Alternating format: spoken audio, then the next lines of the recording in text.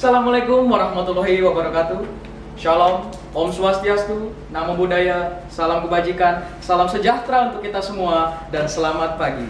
Sebelumnya, hormat kami kepada Dewan Juri, hormat kami kepada panitia, hormat kami kepada peserta LDBI, dan hormat kami kepada penonton sekalian. Kami dari SMA Negeri 2 Tenggarong ingin memperkenalkan diri. Saya Muhammad Iqbal Al-Farezi, saya dari tim pembicara Pro 1, ingin memaparkan mosi tentang sebagai negara berkembang dan berpotensi maritim, Dewan ini tidak akan menggunakan strategi ekonomi biru. Dewan Juri yang terhormat, ekonomi biru adalah pemanfaatan sumber daya laut yang berwawasan lingkungan untuk mendukung pertumbuhan ekonomi, kesejahteraan, mata pencaharian, sekaligus pelestarian ekosistem laut. Jadi, maksud mosi ini adalah, Dewan Juri terhormat, bahwa pemerintah tidak akan menggunakan sistem ekonomi baru. Saya ulangi, sistem ekonomi biru. Walaupun negara ini adalah berkembang dan berpotensi maritim. Dewan Juri terhormat, seperti yang kita tahu bahwa kita berada di wilayah kemaritiman, yang dimana wilayah kita akan kaya akan hasil maritim atau kelautannya. Dan kita juga tahu bahwa banyak masyarakat kita yang bekerja di kemaritiman. Contohnya adalah nelayan. Tetapi Dewan Juri yang terhormat, kita juga tahu bahwa sumber daya alam pasti akan habis lambat laun. Kalau kita memfokuskan perekonomian kita ke sistem ekonomi biru, maka apa yang akan terjadi dari sumber daya maritim ke depannya?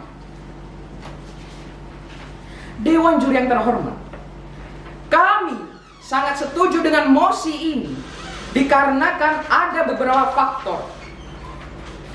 Yang pertama, sumber daya maritim akan habis.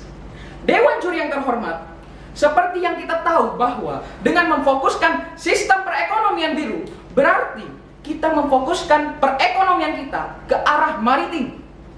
Kita tahu pepatah bahwa berlebihan itu tidak baik.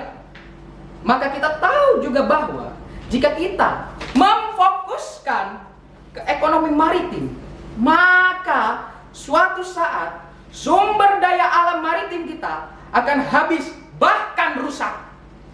Apa yang akan tersisa untuk masa depan?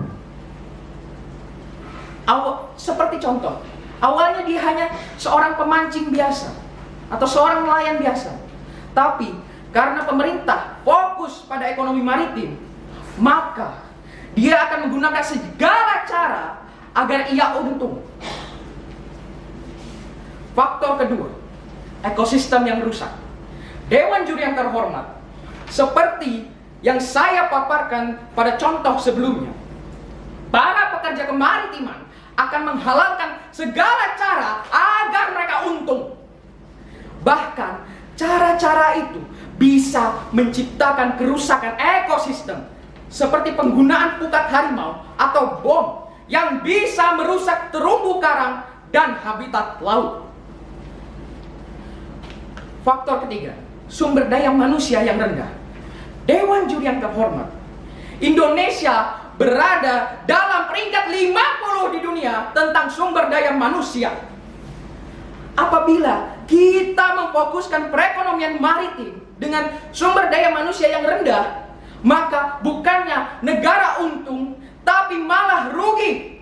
Karena ekosistem rusak akibat ulah masyarakat yang ber-SDM rendah atau bersumber daya manusia yang rendah.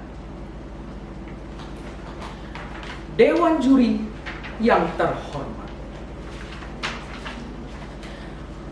daripada melakukan sistem ekonomi biru, kenapa tidak menggunakan sistem ekonomi hijau yang lebih ramah lingkungan dan mudah dilaksanakan daripada ekonomi biru?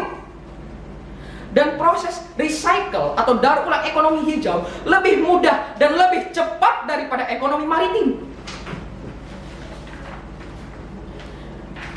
Dewan Juri yang terhormat, sekali lagi saya tegaskan ulang bahwa kami mendukung mosi ini dikarenakan ada beberapa faktor. Yang pertama, sumber daya alam maritim akan habis. Yang kedua, ekosistem rusak. Dan yang ketiga, sumber daya manusia yang rendah. Sekian dari saya. Mohon maaf apabila ada kesalah kata atau menyinggung suatu pihak. Saya Muhammad Iqbal Alfarezi dari tim Pro 1 ingin mengundurkan diri. Dan semoga salam mempertemukan kita kembali. Assalamualaikum warahmatullahi wabarakatuh.